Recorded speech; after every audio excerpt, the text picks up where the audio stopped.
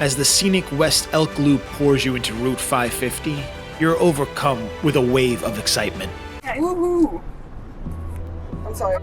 Thanks, Nina. Soon, the evergreens get slashed by golden aspens, and you're birthed into a glacial box canyon.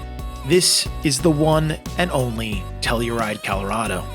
Telluride is a surprising city of firsts. It has the first bank robbed by Butch Cassidy, the first American Via Ferrata, and was the first city with electric streetlights due to Tesla's first hydroelectric plant that's still around today.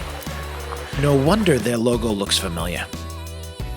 While a massive tourist destination, Telluride has consciously maintained its authentic mining town grit against all odds. Here you will not find any chains. There are no McDonald's, no Walmarts, no Starbucks if you can believe it. The watering holes and restaurants are run by locals, and the people that work here live here. 20 years tomorrow. Oh, congratulations. Yep, 20 years tomorrow. That's awesome. I started when I was 7. It worked out really well.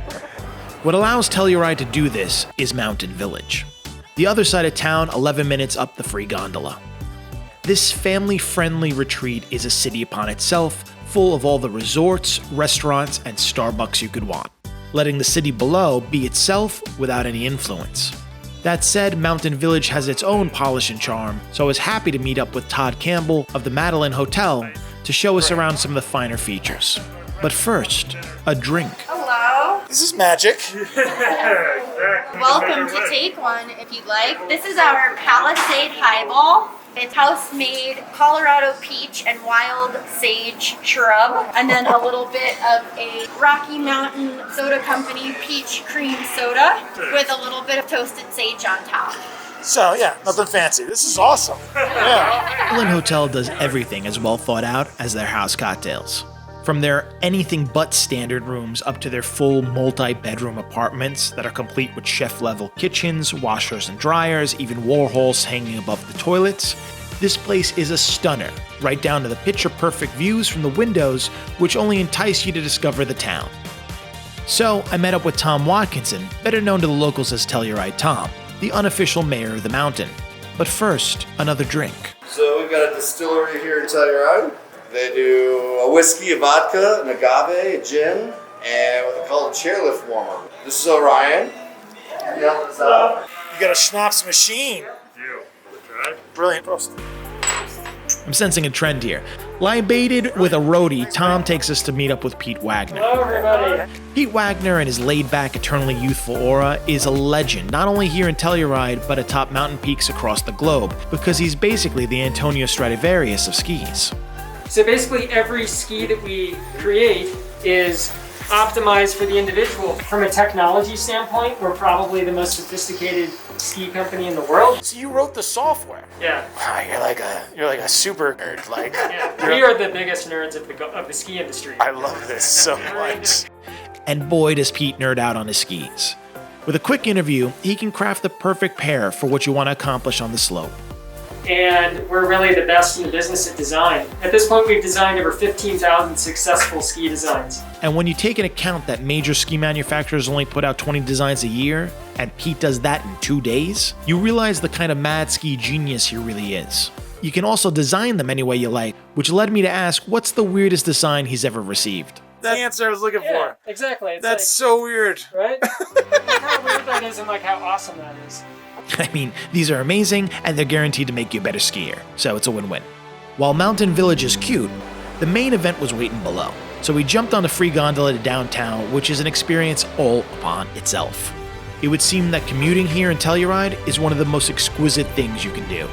First, you climb up to San Sofia Station at over 10,000 feet, which affords you views of this dramatic landscape that you can't get anywhere else. Here you see the immense beauty that Telluride surrounds itself with, cradled deep within a golden Rocky Mountain valley. The gondola is truly one of the coolest things to do here, and the only downside to this ride is that it's over in an awe-inspiring 11 minutes. We were swiftly moving to our next adventure, but first, a smoke. I ducked into Telluride's premier weed shop, the Green Room, to see what locally grown goodness was going on and to get the scoop on how the town was doing during COVID. Has it been busier because of COVID or less? No, it's been way busier. For sure. They got more smoking time on their hands. Totally did. Fully stocked, we made our way towards the base of the Bridal Veil Falls to climb the very first Via Ferrata in the United States. What's a Via Ferrata, you ask? During World War I, when Italy and Austria were fighting in the Alps, they figured out a way to move troops through the mountains fastest was actually to put rungs into the mountainside, like ladders, to build ladders on the rock walls. And so one of those guys, named Chuck Kroger, he went to the Alps and he learned about all these Via Ferrata that are there. Now people do them recreationally. Yeah, this masochist, Chuck Kroger.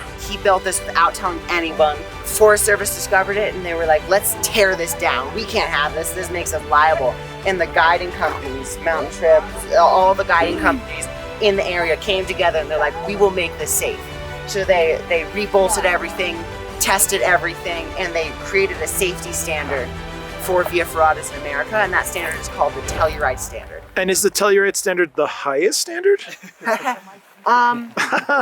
Let's go. Enough questions.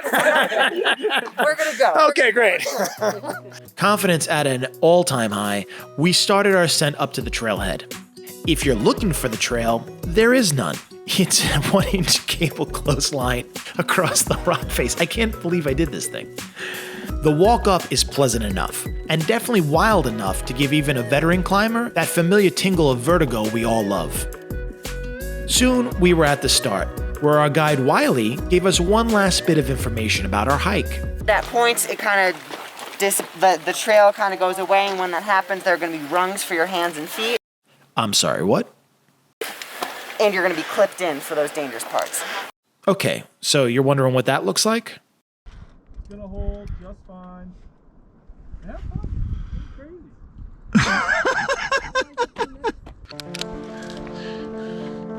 My feet are too big. Holy shit.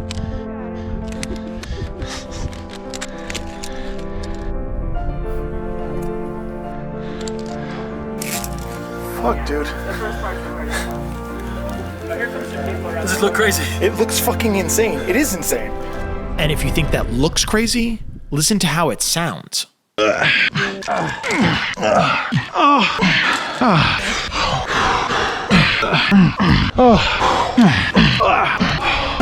my god. How you guys doing?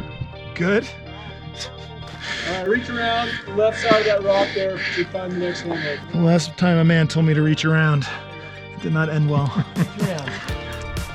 Okay, so I'm from New York, so a 5th floor walk up is about as much climbing that I'm used to. This, to me, was insane. Like when I first started taking people on it, I was like, are you kidding me? Like, we can't take people on this, you know? This is suicide. And then you take people who aren't like climbers or, you know, people who don't even do that much hiking. Right. We take them up here and they do fine. Yeah. Pretty amazing. And while I'm sure some people are right at home hanging on a metal rung 600 feet in the air, the experience definitely requires 2 pairs of underwear for others. I mean, just looking at this makes me want to shit my pants. Weird. Yeah.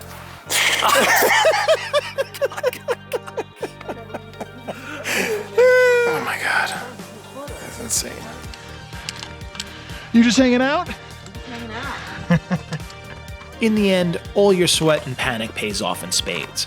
Thankful for the incredible photo ops you'll get. Finally being able to post something more interesting than your Eggs Benedict. Even if you did curse the whole way up the mountain. Go to Telluride, they said. You'll have a great time, they said. Fuck that. How is this legal? Pretty wild though that like, I don't know, that you can do something like this like in America. Yeah. You know, and not have like cables everywhere. If you go to like Thailand, you're like, oh yeah, we did this Yeah. crazy thing. I ziplined in the Philippines and really thought I was gonna die. Right. You know, Through the fire and on the other side, there was really only one thing to say. that's a hell of a ride. Having dominated the Via Ferrata, it was time for our last adventure through the mountains. But first, another drink. Back in town at the Back Alley Barbecue, my spirit animal and personal physician, Telluride Tom, prescribed me an off-menu drink called the Mitch Morgan. Oh, hell yeah. Which is an ice-cold bourbon in a bacon grease-lined shot glass. Just dunk that in there real quick. Topped with Back Alley's own house-cured bacon. Oh my god, you can't grab the glass. It's like slippery. The idea here is that it'll either kill you or calm you. Feel the arteries just... I mean, that's pretty good. Which it did. Fully jacked on bacon grease, bourbon, and white-hot adrenaline, it was the perfect time to get behind the wheel of an automobile. Because nothing gets you closer to nature faster than an eraser at full throttle. Before I knew it, I was slicing through the backcountry through golden alleys of glory, wind whipping through my hair, having me only able to say, There's a lot of ways to see Telluride, but I gotta say, this is the best. Definitely the fastest. I've never driven through something so beautiful so fast. Ah! That's pretty rad, man. Sweet. Yeah. Sweet indeed.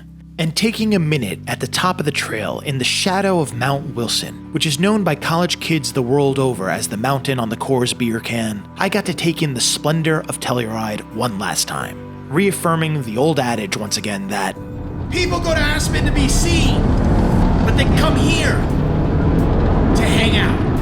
And with that, my friends, I slipped into the most Colorado place in all of Colorado, hopefully never to be seen again. Well, until next time.